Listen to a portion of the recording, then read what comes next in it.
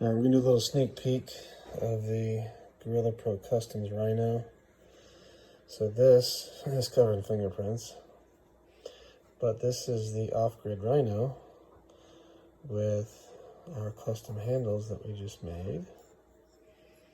I think it looks pretty nice.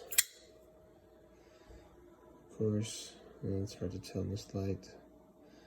Of course, you can see I sharpened it. And it's hard to tell. Let's see if I can get some good light in here. But I did the inside of it as well, because that's cool too.